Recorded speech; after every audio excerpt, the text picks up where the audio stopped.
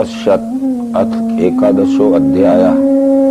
अब भगवद गीता के 11वें अध्याय, जिसका नाम विश्वरूप दर्शन योग है, प्रारंभ करते हैं। 11वें अध्याय का प्रारंभ अर्जुन के इस प्रश्न के साथ शुरू होता है कि अब तक जो आपने मुझे सुनाना था अध्यात्म और परमात्मा के विषय में, वो शब्दों में सब कुछ सुना दिया। अब कोई शब्दों में सुनाने की गुंजाइश नहीं रही। जिसके विषय में आपने सुनाया है उसको मैं प्रत्यक्ष देखना चाहता हूँ। अर्जुन कहता है, मेरे कल्याण के हेतु श्रेष्ठ अध्यात्म ज्ञान का दिया है बोध, जो तुमने उससे भ्रम मेरा गया। उत्पत्ति नाश भूतों का मैंने विस्तार से सुना, आपके मुख से कृष्ण अनाशी महिमा सुना। आपने अपना भगवान ये जो वर्णन है किया, वो सत्य ईश्वरी रूप देखूं इच्छा मुझे हुई। वह मैं देख सकता हूँ यदि ये आपको जचे, तो श्री कृष्ण मुझे स्थायी दिखावें आत्मरूप हो। ये विश्वरूप दर्शन योग नाम के 11वें अध्याय के 1 से 4 नंबर तक के जो श्लोक हैं, अर्जुन सुने हुए को देखना चाहता है। ये पहली बार अर्जुन ने कहा है कि मैं देखना चाहता हूँ, क्योंकि श्री कृष्ण जी ने विभूति योग नाम के 10वें अध्याय के 42वें अंतिम श्लोक में कह दिया कि अथवा बहुने तेन किम ज्ञातेन तवार्जुन विष्टव्यामिदं कृष्णम एकांशेन स्थितो जगत। इससे ज्यादा नहीं सुनाया जा सकता है और इससे ज्यादा तू सुनने की इच्छा भी मत कर। ये शब्दों में जितना ज्यादा समझाया जा सकता है उसकी अंतिम सीमा तक मैंने समझा दिया। अब आगे सुनने की इच्छा मत कर। तब तो अर्जुन के मन में विचार आया कि मन से यदि तक शक्यम मया दृष्टिमिते प्रभु योगेश्वर ततो में त्वं दर्शयात्मा नम्यम। यदि मुझे आप ये परमात्मा का विश्व रूप देखने की योग्य पात्र समझते हो और आप भी दर्शन करा देने में समर्थ हैं पूर्ण, तो कृपा करके मुझे अव्यय आत्मा का दर्शन कराओ। बस यहाँ प्रश्न आता है, योगेश्वर ततो में त्वं दर्शय आत्मानम अव्ययम। प्रश्न एक वचनी है कि मुझे अव्यय आत्मा का दर्शन कराओ, आत्माओं के दर्शन कराओ नहीं। परंतु कृष्ण जी ने जो उत्तर दिया तुरंत, पश्य में पार्थ रूपाणी सत्सो नाना विधानी दिव्यानी नाना वर्णाकृतीन चा। देख ले पार्थ, तू मेरे अनंत स्वरूप हैं, अनेक भांति के दिव्य अनेक रंग रूप के। अब ये प्रश्न यहाँ उठता है कि कृष्ण का, अर्जुन का प्रश्न एक वचनी है कि मुझे अव्यय आत्मा का दर्शन कराओ। अव्यय उसे कहते हैं जो न घटता है, न बढ़ता है, न बनता है, न मिटता है। ऐसे अव्यय अविनाशी आत्मा का दर्शन कराओ। तो कृष्ण जी ने इस विश्व की ओर अंगुली निर्देश करके कहा, ये विश्व ही अव्यय अविनाशी आत्मा है। चारों ओर नजर फैला के देख ले, अनेक रंगों में, अनेक बनावटों में, सैकड़ों और हजारों रूपों में ये फैला हुआ है। परंतु एकस्थम जगत कृष्णम पश्चाद् सचराचरम मम देहे गुडाकेश यच्चान्यद् द्रष्टुमिच्छसि। एक ही देह में मेरे स्थित है पार्थ देख तू। चराचर विश्व सारा और भी जो चाहे वही, इस विश्व के एक ही विराट देह में जड़ चेतन के सहित यह आदि अंत मध्य रहत विस्तार फैला हुआ है। ये तू नजर फैला के देख ले। अब यहाँ ये प्रश्न उठता है, बहुत से लोगों ने विश्वरूप दर्शन के विषय में अविवेकपूर्ण बड़ी भ्रमग्रस्त मानिंदी कर ली है, और वैसा ही आजकल शब्द ज्ञानी लोग विश्वरूप के विषय में समझाते हैं। वो कहते हैं कि कृष्ण ने अपना स्थूल शरीर इतना बढ़ा लिया कि सिर आकाश तक चला गया और पांव पाताल तक चले गए। तब ये प्रश्न उठता है कि अर्जुन का तो ये प्रश्न ही नहीं था। वो तो कह रहा था कि जो न घटता है, न बढ़ता है, न बनता है, न मिटता है, ऐसे अव्यय आत्मा का दर्शन कराओ। और कृष्ण ने अपना सिर बढ़ा लिया व्यष्टि देह का और पांव पाताल तक चले गए। तो अर्जुन के रथ पर श्री कृष्ण बैठे थे और रथ के गुंबज की छाया श्री कृष्ण के सिर के ऊपर थी। तब सिर बढ़ा था तो रथ भी जरूर बढ़ना था, अथवा रथ ना बढ़ता तो जैसे मेरा सिर मैं बढ़ाऊं और ये लेंटर ना बढ़े तो सिर इस लेंटर में टकरा के या तो सिर में चोट लग जाएगी या लेंटर टूटता हुआ सिर आगे चला जाएगा। तो न रथ टूटा और न रथ बढ़ा, न उसके गुंबज में सिर टकराया।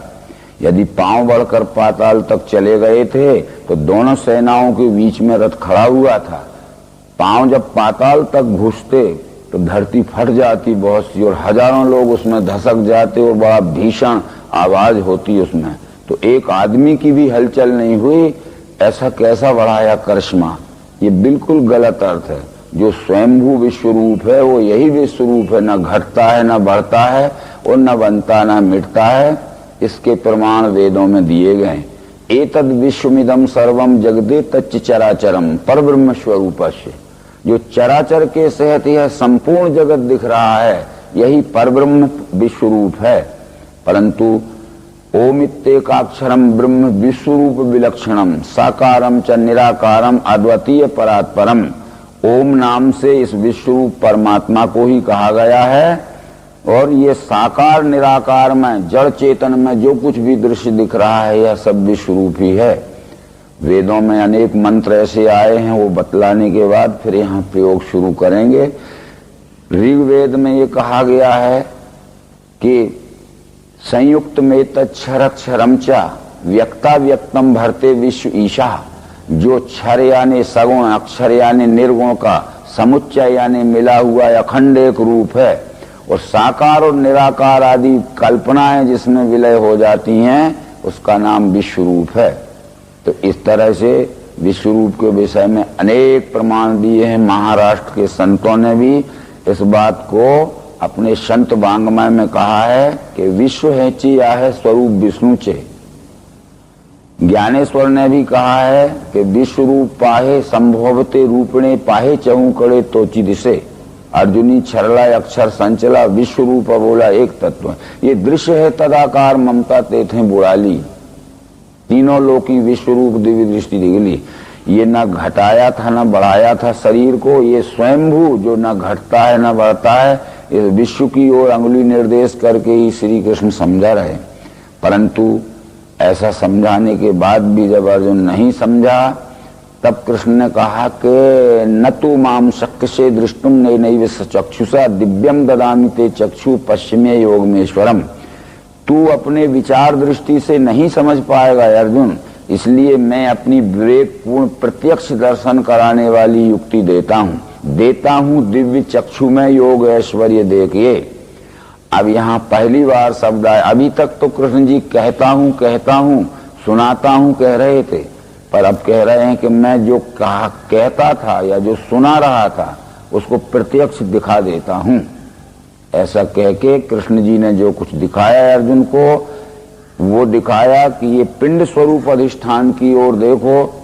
जिस विश्व रूप परमात्मा का अंश या मानव शरीर में जन्म धारण किया हुआ जीव है, ये जीव के पास परमात्मा विराट स्वरूप के जो 8 अंग हैं, 5 तत्व और 3 गुण, भगवत गीता के 7वें अध्याय में कह चुके थे कृष्ण जी। भूमि रापो नलो वायु खम्मनो बुद्धि रेवचा अहंकार यम्मे भिन्ना प्रकृति रष्टधा। पृथ्वी जल अग्नि वायु आकाश सत्वगुण रजोगुण तमोगुण, ये 8 अंग का समुच्चय, 8 अंग जहाँ अखंड एक रूपता में जुड़े रहते हैं वो परमात्मा का 8 अंगों वाला साकार या सगुण स्वरूप है। तो उस विराट स्वरूप को जो 8 अंगों का समुच्चय स्वरूप है देखने जानने के लिए, और उससे हम अलग नहीं है, हमारे से वह अलग नहीं है, ऐसा अखंड एकात्मता का अनुभव करने के लिए हमारे पास भी 8 साधन हैं। ये अश्वमेध पर्व के अंतर्गत अनुगीता में कृष्ण जी ने अर्जुन को समझाया था कि विश्व रूप देखने के लिए यानी पिंड ब्रह्मांड की एकात्मता का अखंड अनुभव करने के लिए प्रत्यक्षीकरण में मिला के देखना पड़ता है। जिन साधनों से देखना पड़ता है वो इंद्रियाणी नरे पंच षष्टम तु मनुच्चिते सप्तमी बुद्धि रित्याहु क्षेत्रज्ञ पुनि अष्टमा। 5 ज्ञान इंद्रियां हैं जिनके नाम है कान, आंख, त्वचा, जीभ, नासिका।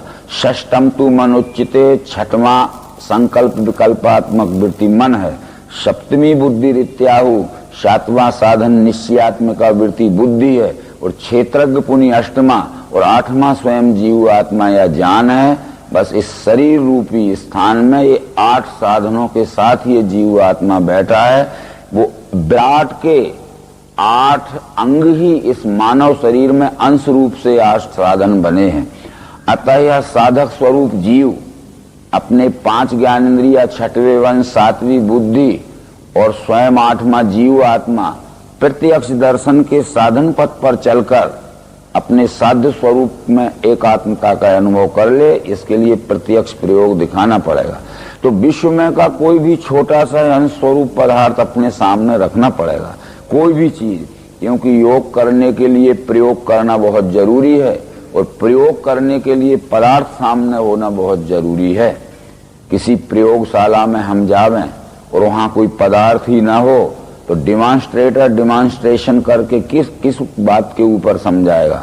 इसलिए ये विश्व रूप दर्शन की प्रयोगशाला में हम बैठे हैं और विश्व में का ही एक छोटा सा पिंड स्वरूप अधिष्ठान हमने यहाँ पदार्थ के रूप में पिंड ब्रह्मांड की, जड़ चेतन की, अंश अंशी की एकात्मता के लिए प्रत्यक्ष मिलान करने के लिए रखा है। इस प्रत्यक्ष मिलान करने की युक्ति का नाम ही सप्रयोग प्रत्यक्षीकरण की योग युक्ति है। अब सबसे पहले हम अपने 5 ज्ञानेंद्रियों से देखें, क्रमशः एक एक ज्ञानेंद्रिय से हम देखते हैं। परमात्मा के विराट स्वरूप के 8 अंगों में का पहला अंग अग्नि तत्व है। अग्नि तत्व की अंश रूप क्रियाशील ज्ञानेंद्रिय हमारे शरीर में नेत्र है। जब हमने नेत्र से देखा तो ये दिखता है, ये केंद्र बिंदु अधिष्ठान, ये प्रैक्टिकल सेंटर, यहाँ से देखना शुरू किया तो जहां तक हम अपनी आंख घुमा के देखते गए दिखता ही है। बस आंख का काम केवल देखना है, पर आंख प्रकाश में देखती है और जो कुछ भी दिखता है वो प्रकाश में ही दिखता है। यदि प्रकाश बंद हो जाए तो हमारी आंख खुली भी रहती है, कुछ नहीं दिखता है। और यदि प्रकाश कितना ही फैला रहे पर जिसकी आंख में प्रकाश ना होगा उसको भी नहीं दिखेगा। इसलिए विराट का अग्नि तत्व ही हमारे मानव शरीर में अंश रूप से क्रियाशील ज्ञानेंद्रिय नेत्र है और विराट का ये दृश्य गुण ही रूप है। हमने देखा रूप भाव से अग्नि तत्व इस छोटे टुकड़े से लेकर हमारे सहित ये जड़ में और चेतन में आदि अंतर है संपूर्ण विश्व में। ये रूप अटूट अखंड हमें दिखा। जड़ में भी रूप है, चेतन में भी रूप है। इसमें मत पंथ संप्रदाय जाति पाति आदि को कोई गुंजाइश नहीं है। इस रूप के अंतर्गत हिंदू, मुसलमान, ईसाई, गरीब, अमीर सब नदी पहाड़ आ चुके, सूर्य चांद, रूप से अलग कोई नहीं है। रूप अटूट और अखंड हमने देखा, परंतु ये प्रश्न उठता है कि हम कहते अखंड रूप देखा, ये अलग है, ये अलग है, अलग अलग चीजें दिखती हैं, नानात्व और भिन्नत्व दिखता है। पर फिर यहाँ विचार दृष्टि से देखना पड़ेगा, जो विवेक दृष्टि से देखना पड़ेगा कि ये छोटा सा टुकड़ा मेरे हाथ में और हाथ इस छोटे से रूप में जुड़ा हुआ है और हाथ का रूप इस शरीर के रूप में, शरीर का रूप हाथ में और ये शरीर जमीन में और जमीन हाथ और जमीन में हम सब स्टूल, टेबल, मकान, जिला, शहर, पृथ्वी और पूरा विश्व इस रूप से जुड़ा हुआ है। किसी तरह भी खंड नहीं हो सकता है। अगर हम इसको छोड़ भी दें तो ये जरूर यहाँ जुड़ गया, उसमें मैं भी जुड़ा हूं, ये जमीन और सब जुड़ा हुआ है। इसलिए राम ने अपनी माता कौशल्या को ये अखंड रूप ही बतलाया था। दिखराया निज मातु ही अद्भुत रूप अखंड, रोम रोम प्रति लागे कोटि कोटि ब्रह्मांड। अनंत कोटि ब्रह्मांड इस रूप से जुड़े हुए हैं और ये रूप सबसे जुड़ा हुआ है। हम भी उसमें सब जुड़े हुए हैं। इस तरह से रूप भाव से तेज तत्व को हमने देख लिया। 8 अंगों में के एक अंग का दर्शन हुआ। परमात्मा के साकार स्वरूप के 8 अंगों में का दूसरा अंग वायु है, जिसका विस्तार बहुत बड़ा है। वायु हमारे मानव शरीर में अंश रूप से क्रियाशील ज्ञानेंद्रिय त्वचा है, चमड़ी है। हमने इसी पदार्थ को जब हाथ से त्वचा से छू के देखा तो स्पर्श का ज्ञान हुआ। स्पर्श केवल यही नहीं है, हमने अपने को ये सामने रखी हुई सब वस्तुओं को छू के देखा, स्पर्श का ज्ञान होता है। बिना छुए प्रयोग किए बगैर स्पर्श का ज्ञान नहीं होता है। ठंडा, गरम, मुलायम, कड़ा, खुरदरा, चिकना आदि जो है वो छूकर ही देखा जाता है। परंतु हमारे त्वचा में, चमड़ी में ब्रह्मांड के वायु तत्व की क्रियाशील स्पर्शन शक्ति है, तब हम त्वचा से छूकर वायु के गुण स्पर्श का अनुभव कर सकते हैं। यदि पैरालाइसिस आदि रोग हो जाए या त्वचा में कोई बीमारी हो जाए तो इसकी स्पर्शन शक्ति क्षीण हो जाती है, तो त्वचा से छूने पर भी स्पर्श का ज्ञान नहीं होता। इसलिए वायु ही त्वचा में स्पर्शन शक्ति के रूप में है, तब त्वचा से छूकर ही वायु के गुण स्पर्श का ज्ञान होता है। तो हमें अनुभव आया कि छोटे टुकड़े से लेकर हमारे से संपूर्ण चराचर में स्पर्श भाव से वायु भी भरा हुआ है। तीसरा आकाश है, उसकी क्रियाशील ज्ञान इंद्रिय कान है। कान का आकाश का गुण शब्द है। हमने इस पदार्थ को प्रयोग करके देखा तो शब्द आता है। केवल शब्द यही नहीं है, ये तो यहाँ से हम प्रयोग प्रारंभ करते और हर एक चीज में देखते जा रहे हैं कि सब जगह शब्द है। जड़ में भी शब्द है, चेतन में भी शब्द है। शब्द भाव से आकाश भी सब में भरा हुआ है, वो कान से अनुभव हो गया। परमात्मा के साकार स्वरूप के 8 अंगों में का चौथा अंग जल तत्व है। जल की क्रियाशील ज्ञानेंद्रिय हमारे शरीर में अंश रूप से जिव्या है और जल का गुण रस है।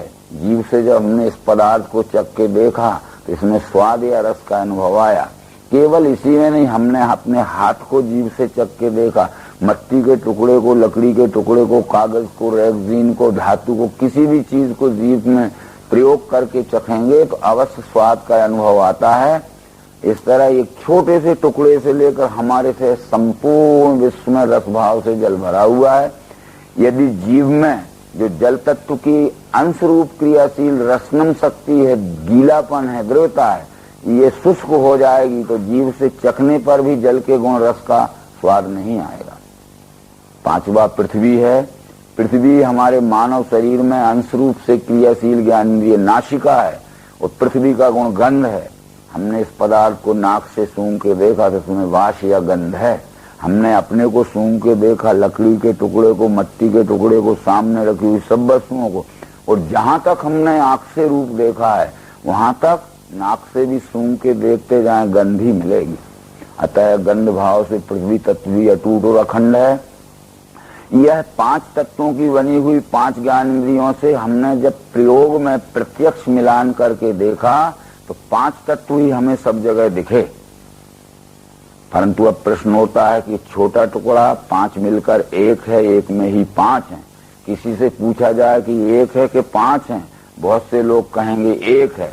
तो उनसे कहा जा सकता है कि देखो इसमें 5 सूक्ष्म रूप से हैं, प्रयोग में देखेंगे तो शब्द 1 है।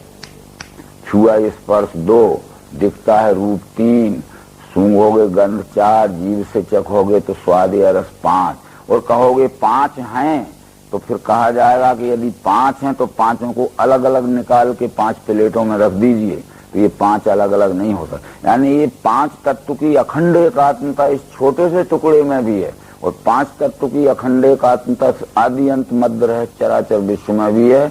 इस तरह से 5 तत्वों की अखंडता का अनुभव प्रत्यक्ष प्रयोग में देखने पर 5 ज्ञानेंद्रियों के द्वारा हमें आ चुका। बस 5 ज्ञानेंद्रियां, इससे ज्यादा कुछ नहीं बतला सकती, उनका कार्य समाप्त हुआ। 6वां साधन हमारे सबके पास मन है, जो 5 ज्ञानेंद्रियों से अलग नहीं है। 5 ज्ञानेंद्रियों के अंदर ही सूक्ष्म रूप से मन व्यापा हुआ है। तो 5 तत्वों से सतरजतम 3 गुण अलग नहीं है। 5 तत्वों के अंदर ही सूक्ष्म रूप से 3 गुण व्याप्त हैं। अंदर कहने का मतलब ये था, अगर किसी से पूछा जाए कि 5 ज्ञानेंद्रियां कहाँ हैं, तो हर एक आदमी ये पकड़ के बता सकता है कि कान ये है, नाक ये है, आंख ये है, जीभ ये है, चमड़ी ये। पर पूछा कि मन कहाँ है तो नहीं बतलाया जा सकता, क्योंकि मन अंदर है। इसलिए अंदर वाला मन 5 तत्वों के अंदर जो 3 गुण है उन्हें प्रयोग में प्रत्यक्ष देख के जानता है, बिना प्रयोग में प्रत्यक्ष देखे नहीं जान सकता। इसी टुकड़े पे फिर हमने प्रयोग मन के द्वारा किया। हमने पहला प्रयोग किया कि इसको पीस कर घी के साथ मिलाकर एक प्लेट में रख लिया, गुण का पता नहीं चलेगा। पर जब हमने खाया, यानी अंदर मन के पास पहुंचाया, खाया तो स्वाद में तो बहुत अच्छा लगा जीव को, परंतु जब अंदर गया तो मन को इसका परिणाम, नतीजा या फल भी बहुत अच्छा हुआ। सुख, शांति, तुष्टि, पुष्टि हुई, प्रसन्नता बहुत अच्छा लगा। यानी स्वाद में बहुत अच्छा लगा, परंतु परिणाम में भी सुख शांति देने वाला पुष्टिवर्धक गुण हुआ, बहुत अच्छा लगा। उपयोग से लेकर परिणाम तक, शुरू से लेकर आखिर तक जिस वस्तु का संग करने से हमारे मन को अच्छा ही अच्छा अनुभव आता है, उसको शास्त्रीय भाषा में तत्वदर्शी ऋषियों ने सत्व गुण कहा। भगवत गीता के 14वें अध्याय में लिखा है, सत्वम सुखे संजयति।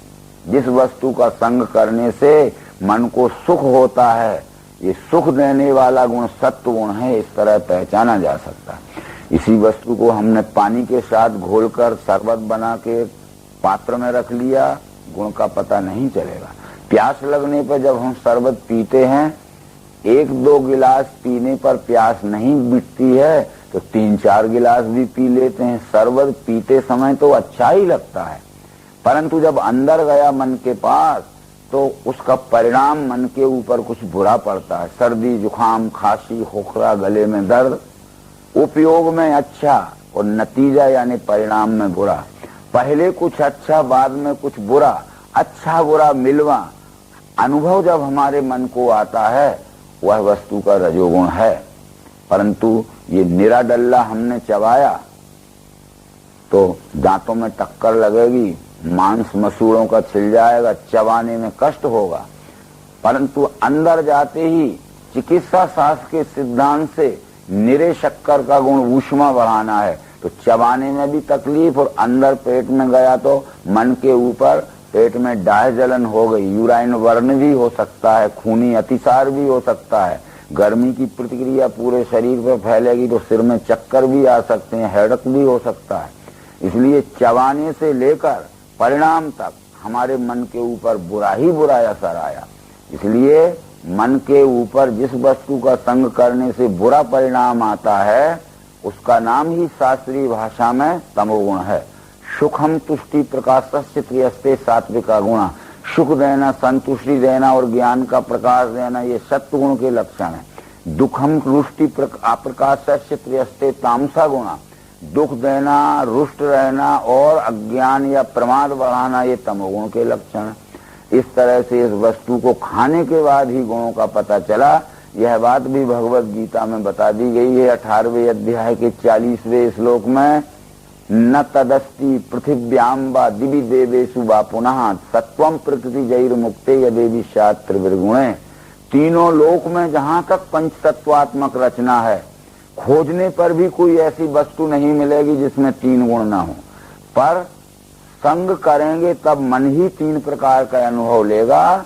यानी मन पर वस्तु का व्यवहार या संग करने पर जो त्रिगुणात्मक अनुभूति आती है, उसमें अच्छेपन की अनुभूति सत्वगुण, बुरेपन की अनुभूति तमोगुण, अच्छी और बुरी मिलमा रजोगुण कहलाती है। ये सब जगह व्यवहार दिखेगा। इस प्रयोग या सूत्र के आधार पर हर चीज में हम समझ लेंगे।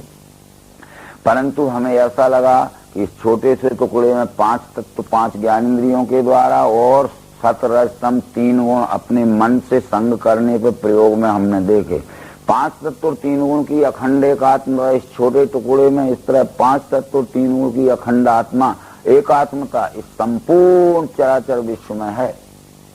पर ये प्रश्न आता है हमारे सामने कि जब सब 5 तत्व और 3 गुण की अखंड एकात्मता में जुड़ा हुआ है, पिंड से लेकर आदि अंत रहत विराट, तब शास्त्र ने ये उत्तर दिया कि सत रज तम 3 गुणों की प्रसुप्त अवस्था का, हलचल रहित अवस्था का नाम जड़ है, एवं सत रज तम 3 गुणों की क्रियाशील अवस्था का एवं हलचल युक्त अवस्था का नाम चेतन है। ये सत्व रज तम 3 गुण खाद्य पदार्थों में सूक्ष्म रूप से रहते हैं, जो हमें हिलते डुलते नहीं दिखते हैं। जब खाद्य पदार्थ हम भक्षण क्रिया द्वारा खा लेते हैं तो इनके सतरजतम 3 गुण हमारी नाड़ी में कब्बात पित्त धातु के रूप में स्पंदन करते हैं, हिलने डुलने लगते हैं। और इनकी अंतिम उत्क्रांति हमारे अंतःकरण में मन बुद्धि अहंकार के रूप में होती है। इसलिए प्रत्यक्ष प्रमाण अपने पास रहता है कि जैसा अन्न हम खाते हैं वैसा मन बुद्धि और चित्त के ऊपर असर पड़ता है। एक मादक वस्तु हम अभी खा लें जो तमोगुण प्रधान रहती है तो जरूर हमारे अंतर्गत प्रमाद और अहंकार बढ़ जाएगा। तब ज्ञानी लोगों ने ये कहा था कि भाई सत्वगुणी भोजन करना चाहिए, बुद्धि ठीक रहती है। क्योंकि सत्वगुणी भोजन करने से बुद्धि ठीक रहती है, तो वो भोजन में सत्वगुण दिखता नहीं है, पर उसको खा लेने के बाद बुद्धि के रूप में उसका काम होता है। तमोगुणी भोजन नहीं करना चाहिए, क्योंकि प्रमाद अहंकार बढ़ता है। तो खाने की चीज में जो तमोगुण रहता है दिखता नहीं, पर खाने के बाद हमारे अंतःकरण पर प्रमाद और अहंकार का असर आता है। एक उदाहरण इसका बहुत अच्छा दिया जा सकता है। एक पात्र में भर के हम यहाँ शराब रख लें, वाइन, वर्षों रखी रहेगी, हिलेगी डुलेगी नहीं, परंतु किसी बड़े महात्मा को भी एक बाटल शराब पिला दीजिए और 5 मिनट में देख लीजिए सब अंट बकने लगेगा, तोड़ना फोड़ना करने लगेगा। उस शराब नामक तमोगुणी पदार्थ का असर जब तक अंतःकरण में प्रमाद के रूप में रहेगा, तब तक वो बहुत अभद्र व्यवहार करेगा और असर समाप्त होते ही फिर नॉर्मल हो जाएगा। इस तरह से इन गुणों का ही असर, हमने कई बार पढ़ा था, जैसा खावे अन्न वैसा होवे मन। अन्न में ये गुण जो सूक्ष्म रूप से रहते हैं, वो भक्षण क्रिया द्वारा खाते ही वही गुण स्थूल रूप धारण करते हैं। सत्वगुण का स्थूल रूप बुद्धि है, रजोगुण का स्थूल रूप मन है, तमोगुण का स्थूल रूप अहंकार है, जो हमारे मन बुद्धि अहंकार हैं जो हिलते डुलते हैं। तब भगवत गीता के 7वें अध्याय में कृष्ण जी ने बता दिया था कि पृथ्वी जल अग्नि वायु आकाश मन और धी अहंकार, यही मेरे प्रकृति के 8 अंग हैं। ये 8 अंग जहाँ इकट्ठे रहते हैं वो मेरा साकार स्वरूप है। वो यहाँ भी है, कण कण में भी है, संपूर्ण आदि अंतरहित विश्व में भी है। जिनको सगुण या साकार का दर्शन करना है, उन्हें चाहिए कि अपने 5 ज्ञानेंद्रिय और 6वें मन के द्वारा कण कण में, अपने में, सचेतन में और अचेतन में, प्रयोग में प्रत्यक्ष मिलान करके 5 तत्व 3 गुणों का दर्शन कर लें। यदि 5 तत्व 3 गुणों का दर्शन नहीं हुआ तो सगुण का दर्शन झूठा मनगढ़ंत कल्पना है, भ्रमग्रस्त कल्पना है। ये प्रत्यक्ष ही देख लीजिए। अब नवरात्रि के समय जब हम दुर्गा पाठ करते हैं तो उसमें ये लिखा है, दुर्गा कहते हैं परमात्मा की 8 भुजा वाली देवी को, अष्टधा प्रकृति को, मूल माया को, यानी सगुण या साकार स्वरूप को। तो वहां भी ये बतलाया गया है कि रसे रूपे च गंधे च शब्दे स्पर्शे च योगिनी सत्वम रजस्तमश्चैव रक्षेन नारायणी सदा। जो रस रूप गंध शब्द स्पर्श सत्रह स्तंभ इन 8 अंगों से संपूर्ण चराचर दृश्य में व्याप्त है। हे नारायणी यानी परमात्मा की मूल माया, तू मेरी रक्षा कर। बराबर सर्वरूपमयी देवी सर्वम देवी मयम जगत अतो हम विश्व रूपाम त्वाम नमामि परमेश्वरी। ये सब 5 तत्व 3 गुणों का फैला हुआ फैलाव है। सर्वरूपमयी देवी, ये सर्वम देवी मयम जगत, ये सारा जगत 5 तत्व 3 गुण का बना हुआ यानी देवीमय है। अतो हम विश्व रूपाम त्वम नमामि परमेश्वरी, ये विश्व विराट ही 5 तत्व और 3 गुण 8 अंगों का बना हुआ आदि अंत मध्य रहत परमात्मा का सगुण स्वरूप है। ये हमने यहाँ अनुभव किया। परंतु एक बात लिखी गई थी ये कि निर्गुण रूप सुलभयति सगुण न जाने कोय। जिस विश्व रूप के साकार स्वरूप को हमने जन्म से आज तक देखा और सवेरे से शाम तक देखते हैं और सब प्रकार का व्यवहार करते हैं, देखते हुए भी हम उसको पहचान नहीं पाए। जैसे एक आदमी रहता है, उसको हम अच्छी तरह देख लेते हैं, ये हमारे सामने बैठे हुए हैं और हमने आपसे कहा कि इनको देख लीजिए और आप बार बार देख लेना, आगे पीछे ऊपर नीचे। मैं पूछूंगा देख लिया है आपने, आप कहोगे देख लिया। फिर मैं कहता हूं आप जानते हो, कहोगे देख तो लिया पर जानते नहीं। तो जिस विश्व को हम देख रहे थे पर ये नहीं जान पा रहे थे कि यही है सगुण रूप, यही है विराट रूप, ये श्री कृष्ण जी ने यहाँ बताया। 7वां साधन बुद्धि है। इस संपूर्ण साकार में प्रिय रूप से, अस्थि भांति प्रिय रूप से निराकार भरा हुआ है। वो जैसे इस डल्ले के आकार में प्रिय रूप से निराकार या मिठास भरी हुई है। ये कितना ही चेंजिंग होता जाए, अब ये सॉलिड डल्ला है तो इसका रूप पीस के हम पाउडर कर देंगे तब भी इसमें मिठास है, और पीस दिया तब भी मिठास रहेगी। फिर इसको पानी में डाल देंगे तो ये लिक्विड हो जाएगा, शरबत हो जाएगा, तब भी मिठास रहेगी। स्वरूप कितने ही बदलते जाएं, परंतु इसमें अस्तित्व में जो प्रियत्व निराकार रूप से भरा है वो बदलने वाला नहीं है। इसलिए बदलते हुए विश्व के हर क्षण में वह हमें अस्थि भांति प्रिय रूप से नित्य व्यवहार में नजर आता है। वो निराकार को अविनाशी तत्व कहा।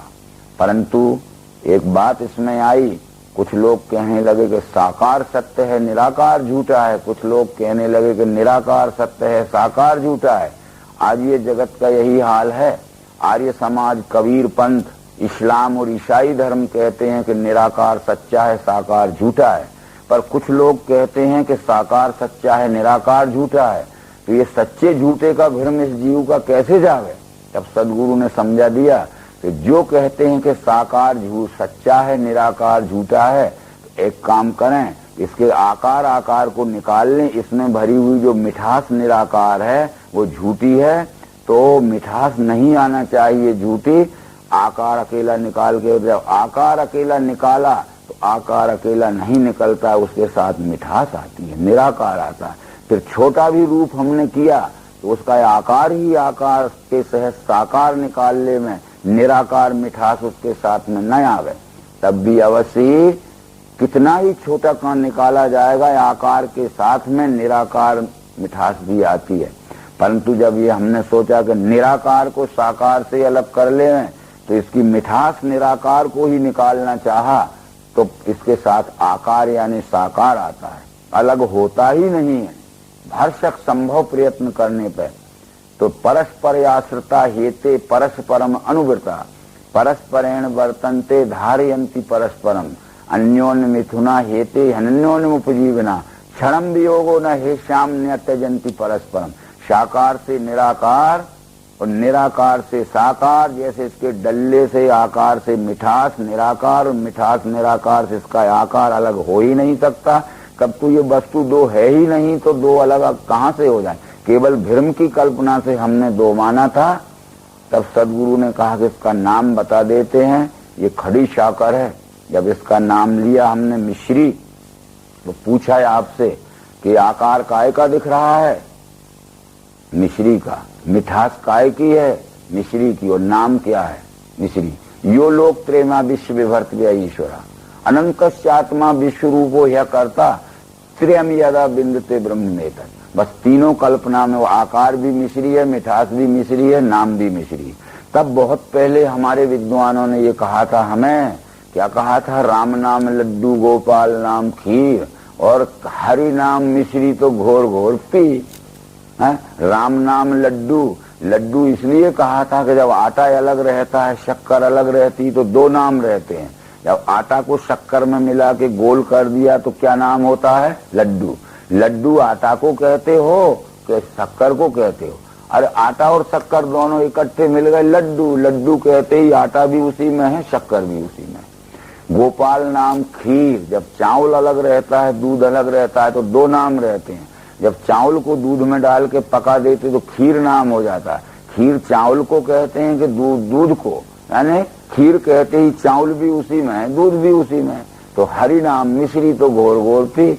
अब वो परमात्मा का नाम मिश्री है कि क्योंकि मिश्री इसलिए कहा कि वह सब में मिश्रित है और सब उसमें मिश्रित है, यानी वह सब में है, सब उसमें है। तब फिर वो इस तरह से अनुभव इसमें करके देख लीजिए, ये सब हमें विश्वरूप दर्शन दिखेगा। इसका मनन करने से आदि शंकराचार्य ने ये कहा कि सुरतौ शतगुणम विद्यात मननम मननादभि निरिध्यासम लक्ष्य गुणम अनंतम निर्विकल्पम।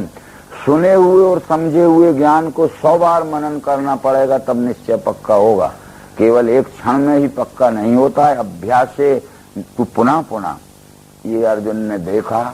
इसके बाद अर्जुन के मुंह से पहले बार ये शब्द निकला, अनेक बाहूदर भक्त नेत्रम पश्यामि त्वाम सर्वतोऽनंत रूपम न अंतम न मध्यम न पुनस्तवादम पश्यामि विश्वेश्वर विश्वरूप।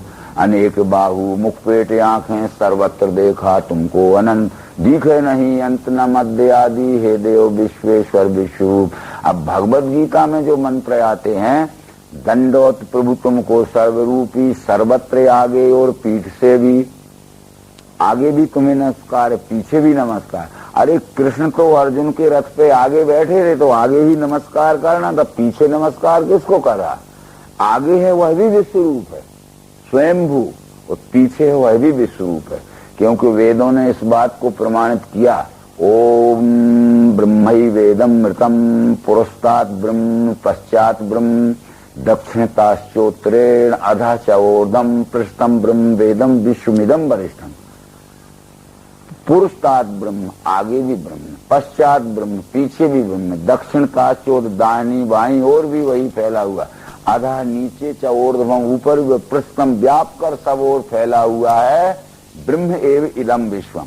तो चाहे आगे नमस्कार करो, चाहे पीछे करो, चाहे दाहिनी बाईं ओर करो, चाहे ऊपर करो नीचे करो, सब मिलके विश्व रूपी है, दसों दिशाओं में जो फैला हुआ है। इस तरह से आगे अर्जुन ने जो प्रार्थना की अनेक प्रकार की, परंतु ये देता हूं दिव्य चक्षु में योग व ऐश्वर्य देखे, भगवत गीता में ये बात छूट गई। जैसे मैं आपसे कहता हूं कि मैं पेन आपको देता हूं, तो देने के साथ में वो आपको देना पड़ेगा। तो कृष्ण ने कहा देता हूं दिव्य चक्षु में, तो क्या दिया और कैसे दिया ये यहाँ भगवत गीता में रह गया। पर देता हूं कहते समय कुछ दिया जरूर, यानी वो प्रत्यक्ष दर्शन युक्त बोध दिया। मैं कहूंगा देखो ये पेन है, तो पहले पेन सामने करूंगा, तब कहूंगा देखो ये पेन, और मैं कहूंगा देखो ये पेन है, तो क्या देखोगे आप? इसलिए यह प्रयोग छूट गया। इसलिए मानव जगत गीता का अध्ययन करने के बाद भी विश्व रूप के विषय में भ्रमित हो गया। आगे ये प्रार्थनाएं शब्द हम विश्व रूप की देखेंगे। हे देव के देव मुझे तुम्हारे सुदेह में सर्वहि देव प्राणी, प्रजेश ब्रह्मा कमलासनस्थ सारे ऋषि सर्पसु दीखते। अब देख लीजिए यहाँ बैठे बैठे आप, जितनी भी पांच तत्व, तीन गुण सगुण और उससे अलग नहीं उसमें व्यापा हुआ निर्गुण, और सगुण निर्गुण मिलके सब विश्वरूप परमात्मा है। उसमें क्या नहीं हो रहा है? अनेक युद्ध हो रहे होंगे इस समय दुनिया में, अनेक एक्सीडेंट हो रहे होंगे इस समय दुनिया में, अनेक हिंसक जीव एक दूसरे को खा रहे होंगे, बाघ बकरी को पकड़े होगा, कहीं सर्प मेढक को पकड़े होगा, क्या नहीं होगा? सब कुछ हो रहा है, सब समय सब कुछ हो रहा है। वो इस तरह से अर्जुन ने इस विश्व में उत्पत्ति स्थिति लय की अनेक घटनाओं का विचार किया, और उसमें ये भी विचार किया कि भारत का युद्ध अब टलने वाला नहीं है। यह ईश्वरी इच्छा से कर्म फल भोगने के लिए सब समूह इकट्ठा हुआ है, और कर्म के फल भोग का निपटारा इसी मैदान में होने वाला है। मैं तो एक निमित्त हूँ बस, क्योंकि कृष्ण जी ने कह दिया कि निमित्त हो तुम दृढ़ शब्द साचिन। मैंने किया जन्म, मैंने मारा जन्म के साथ इनको। ये तो जन्म लेते ही कितने समय में कितना कर्म फल भोग पूरा होना है और इनका देह त्याग होना, ये तो पहले निर्णय हो चुका है। केवल तू निमित्त तो हो जा। ये सब बातें बतलाते हुए सब कुछ उसने देखा इस विश्व में क्या नहीं है, आगे के लिए गदा चक्र किरीटधारी, तेजो राशि दीप सर्वत्र फैली। बाद में नयादि मध्यांत अनंत वीर्यम अनंत बाहु शशूर नेत्रम पश्यामि त्वाम दीप्त हुतासु वक्त्रम स्वतेजसा विश्वमिदं तपंतम। आदि अंत मध्य जो रह दिख रहा है, और परिवर्तन भी हो रहा है, परिवर्तन होते हुए जिसका अविनश्यत्व भी अटल है। क्योंकि ये सब बातें शब्द बोध में दूसरे अध्याय तीसरे चौथे में समझा चुके थे। दूसरे अध्याय में कहा था कि अविनाशी वही जानो व्याप्त जो सब विश्व में, उस अव्यय का नाश कोई भी कर नहीं सके। अविनाशी अप्रमेय नित्य तिसके शरीर ये विनाशी हैं कहें ज्ञानी, उसी से लड़ भारत। सब कुछ शब्दों में कहा था। शब्दों में कहे हुए से भ्रम नहीं जाता है। यदि शब्दों में समझाने से पूरा ज्ञान विज्ञान हो जाए तो महाविद्यालयों में प्रयोगशालाएं न की जाएं, थ्योरी में ही सब पूरा ज्ञान हो जाता है। आगे कृष्ण जी ने कहा कि आकाश पृथ्वी और बीच इनका सारी दिशाएं तुम एक व्यापे। आकाश और पृथ्वी के बीच में जो कुछ है वो भी तुम ही हो, दसों दिशाओं में जो कुछ है वो भी विश्व रूप ही है। इस तरह से सब वो वर्णन कर रहा है। हैगा बड़ा नेत्र अनेक मुंह हैं, अनेक बाहु पदउरु भी हैं, अनेक मुंह हैं जिसमें, अनेक हाथ हैं जिसमें, अनेक पांव हैं जिसमें। तब फिर ये प्रश्न आता है कि ऐसा कैसा विश्वरूप होगा कि जिसको विश्वरूप का शरीर तो एक है पर अनेक हाथ पांव मुंह है। तब फिर एक विचार करिए, यदि किसी से पूछा जाए कि विश्व कितने हैं, हर एक व्यक्ति कहेगा कि विश्व एक है।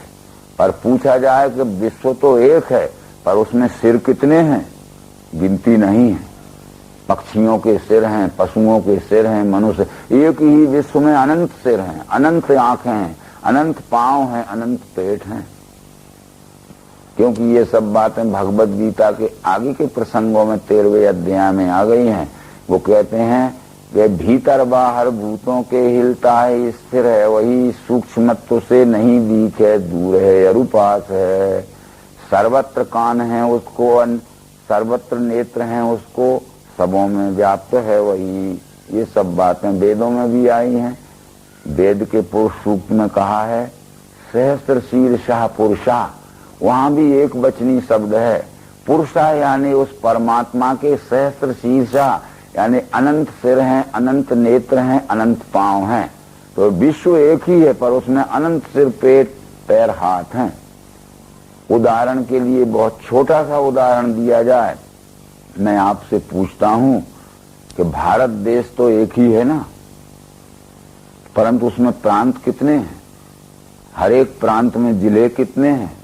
हर एक जिले में तालुका कितने हैं? हर एक तालुका में गांव कितने हैं? हर एक गांव में मकान कितने हैं? और हर एक मकान में आदमी कितने हैं? एक ही भारत कितने अनंत विस्तार में फैला है। एक ही भारत में सिर कितने हैं, पांव कितने हैं, मकान कितने हैं, पर भारत एक। ऐसे ही विश्व रूप एक ही है, उस एक ही विश्व रूप का विस्तार अनंत तत्व में फैला है। इस तरह से ये अर्जुन उस विश्व रूप की प्रार्थना कर रहा है। आगे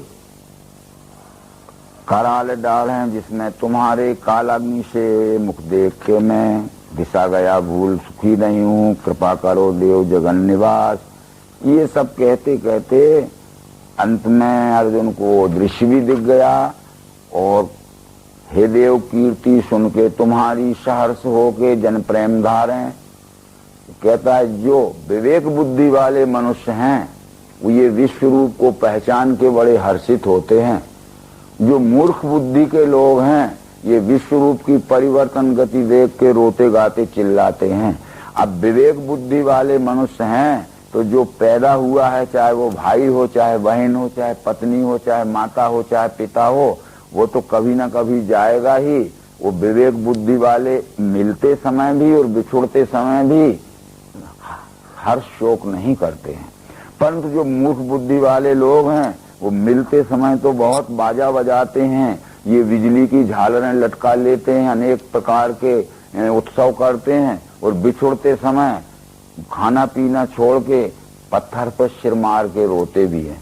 इसलिए जो सज्जन हैं वे उत्पत्ति स्थिति लय की स्वयंभू लीला को विश्व में देख के हर शोक से रहित रहते हैं। और जो अज्ञानी हैं वे उत्पत्ति स्थिति तो स्वयंभू होना ही है, कोई चाहे कि ना हो तो नहीं, परंतु मूर्ख उसके मिलते समय प्रसन्न होते हैं और बिछुड़ते समय रोते हैं। जैसा कि तू ये सोच रहा है कि मैं युद्ध करूंगा तो अभिमन्यु मर जाएगा, द्रौपदी के पुत्र मर जाएंगे, नकुल सहदेव मर जाएंगे, भीष्म युधिष्ठिर मर जाएंगे, फिर राज भी जीत लिया तो राज का सुख कौन भोगेगा, और अश्रुपूर्ण कुलेक्षणम तेरी आंखों में आंसू आ गए हैं तो तू इस मोह में पड़ के रो रहा है। अरे ये तो तू ना करेगा युद्ध तब भी बिछुड़ेंगे सबके सब। इसलिए विवेक दृष्टि से देख ये सब बातें उन्होंने समझा दी।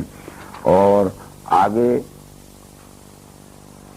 दंडोत प्रभु तुमको सर्वरूपी, सर्वत्र आगे और पीठ से भी, आगे पीछे दाहिनी बाईं और ऊपर नीचे सब आप ही हो, इसलिए आपको सब ओर से नमस्कार है। परंतु अब अर्जुन ये कहता है कि जब तक आपने ये विश्व ही परमात्मा का है, आपका स्वयं स्वरूप है, ये सप्रयोग प्रत्यक्ष नहीं दिखाया था तो मुझे ज्ञान नहीं था, इसलिए न जान के ये महिमा तुम्हारी हे कृष्ण, हे यादव, हे सखा, हे प्रमाद का भाषण मित्रता से मैंने किया, मित्र सखा समझ के मैंने आपके साथ अनेक प्रकार के व्यवहार में गलतियां की, अपमान किया है आपके साथ, खाते पीते सोते समय। वो आज मुझे समझ में आ रहा है कि आप महान पुरुष हो और सद्गुरु स्वरूप हो, इसलिए मेरी पूर्व में आपके साथ व्यवहार में हुई जो गलतियां हैं वो क्षमा कर लेना। ये कहते हुए आगे ये पाठ से बोल के कृष्ण जी ने दोबारा भी बता दिया कि घबराना नहीं अर्जुन, विश्व रूप दर्शन के विषय में ये विश्व ही परमात्मा है, इसके सिवाय दूसरा विचार कभी मत करना। फिर से ये पुनरावृत्ति कर दी कि न विश्व के बाहर परमात्मा है, न विश्व के अंदर परमात्मा है। ये अंदर बाहर की कल्पना तू छोड़ दे, ये विश्व ही परमात्मा है, ये बताया। और फिर अर्जुन कहने लगा कि मैंने विश्व रूप देख लिया, मुझे परम समाधान हो गया और अवश्य ही दिव्य दृष्टि से ही विश्व रूप दिख सकता है, किताबें पढ़ने से विश्व रूप नहीं दिख सकता। तो कृष्ण जी बोले कि ठीक बात है अर्जुन, तूने जो ये लखा में रूप दुर्लभ दिखना, देव भी चाहते हैं देखने को सदा इसे। जिस दिव्य दृष्टि योग के द्वारा पिंड ब्रह्मांड की सप्रयोग एकात्मता का मिलान करके तूने संपूर्ण विश्व में एक अस्तित्व का अनुभव कर लिया, एक ही परमात्मा स्वरूप है, ऐसा विश्व रूप देखने के लिए विद्वान और देवलोक सदैव तरसते रहते हैं। चाहे कोई विद्वान हो, चाहे कोई देवी संपत्तिवान हो, चाहे कितना ही पढ़ा लिखा हो, जब तक दिव्य चक्षु न मिलेंगे तब तक उसे परमात्मा दर्शन नहीं हो सकता। अर्जुन को भी श्री कृष्ण ने जब तक ये दिव्य चक्षु यानी पिंड ब्रह्मांड की सप्रयोग प्रत्यक्ष दर्शन कराने वाला योग नहीं दिखाया, तब तक अर्जुन जैसा विद्वान भी ये विश्व ही परमात्मा नहीं जान सका। तो कितना ही विद्वान क्यों ना हो जाए और कितना ही ऊंची कोटि में क्यों ना पहुंच जाए, पर ये युक्ति नहीं मिलेगी जब तक दर्शन नहीं हो सकता। इसलिए आगे कृष्ण जी ने उसको फिर कहा कि वेदों से तप करने से, दान से, यज्ञ आदि से अशक्य देखना है ये जैसा तूने मुझे लगा।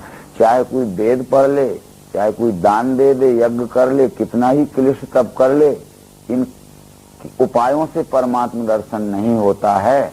तो कृष्ण जी ने बताया होता कैसे है। अनन्य योग द्वारा ही तत्वतः इस प्रकार में जानने देखने वैसे मिलने योग्य पाठ हूँ। अनन्य योग के द्वारा यानी अन कहते हैं नहीं और अन्य कहते हैं दूसरा, जिस सप्रयोग प्रत्यक्षीकरण की युक्ति से ये जो एक में है वही सब में है और जो सब में है वही एक में है, दूसरा कुछ नहीं है, सब मिलकर वह एक ही है, ऐसा सप्रयोग प्रत्यक्ष मिलान करके दिख जाता है। बस उस अनन्य योग के द्वारा इस विश्व रूप का दर्शन होता है, दूसरा दुनिया में कोई उपाय नहीं है। इसमें आगे भी 48वें अध्याय श्लोक में विश्व रूप दर्शन के कह चुके हो कि नहीं वेद से, नहीं यज्ञदान से, नहीं क्रिया से, नहीं उग्रता पे, ये रूप तेरे बिन अन्य मेरा यहाँ नरों में नहीं दिख सकता। वेद पढ़े, चाहे कोई उग्र तप करे, चाहे भूखा रहे, चाहे उपास करे, चाहे व्रत करे, चाहे तीर्थ में जाए, जब तक यह युक्ति न मिलेगी तब तक ये विश्व ही परमात्मा है, यह नहीं देखा जा सकता, नहीं जाना जा सकता। केवल भक्ति रहे समय फालतू ही बर्बाद करना होगा, इस युक्ति से ही देखा जा सकता है। इस युक्ति से देखने के जानने के बाद कृष्ण जी ने कह दिया कि यदि देख लिया जान लिया तो एक ही काम शेष रहता है अर्जुन, अपने स्वकर्म द्वारा छल कपट छोड़कर सच्चाई के साथ इस विश्व रूप की सेवा करने का नाम ही अनन्य भक्ति है। स्वकर्मी मुझ में निष्ठा, भक्त मेरा यह संग जो, निर्वैर सब भूतों से वो पाठ मुझ में मिले। अपने स्वकर्म द्वारा विश्व रूप में निष्ठा रख के और अपने निष्काम भाव से इस विश्व रूप की यथोचित जो सेवा करता है वो मेरे स्वरूप में मिल जाता है, वो मेरा ही स्वरूप है। इसलिए पहले तो उसको देखें और फिर उसके साथ में सेवा में व्यवहार करें। उसके देखने की युक्ति का नाम ही विज्ञान दृष्टि, विवेक दृष्टि, अध्यात्म दृष्टि या दिव्य दृष्टि है। और देखने के बाद उसके साथ में सेवा में, निष्काम सेवा में व्यवहार करे का नाम ही अनन्य भक्ति है। बस प्रश्न यही था कि जानो और करो। जानो तो क्या, ये विश्व ही परमात्मा, ये जानो। करो तो क्या, ईमानदारी से अपने स्वकर्म द्वारा सेवा करो, ये अनन्य भक्ति है। ऐसा बतलाते हुए ये विश्व रूप दर्शन योग नाम का 11वां अध्याय संपूर्ण हुआ। ओम शांति नर्मदे हर।